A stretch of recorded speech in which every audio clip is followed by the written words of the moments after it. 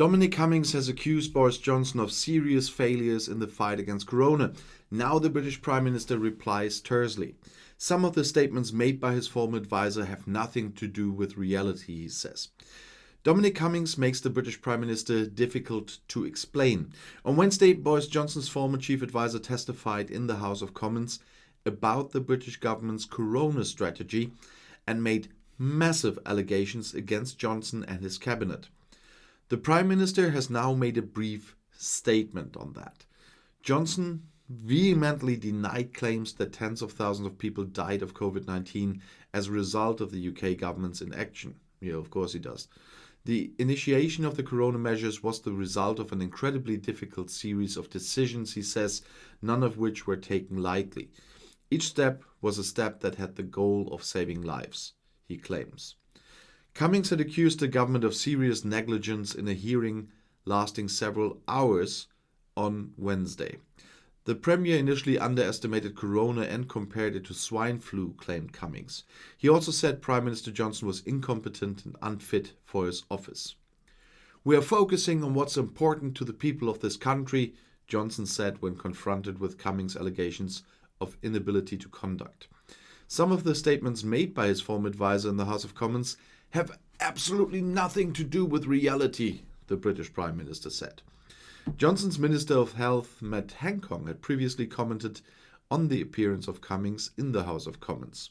Hancock was also massively attacked by the former government advisor. The Minister of Health has now denied the allegations. "These baseless accusations are not true," Hancock said in the House of Commons in London. "Every day since the pandemic began, he has wondered what he can do to save lives. What we've done to tackle the corona pandemic is unprecedented in recent times," Hancock said. And probably the greatest and biggest, whatever. "The government will continue to act openly and transparently," he said. Cummings had accused Hancock of lying and of criminal acts. For example, the minister failed to procure protective equipment and tried to put the blame on others. Cummings said the government had failed. Hancock highlighted the success of the UK vaccination campaign. Almost half of adults have received both doses to date. He is proud of his team in the Ministry of Health, nurses, hospital staff and volunteers. "Britain is rising to this challenge. We'll make it," said Hancock. "It is important that the people are vaccinated and tested. This is what the government provides," he says.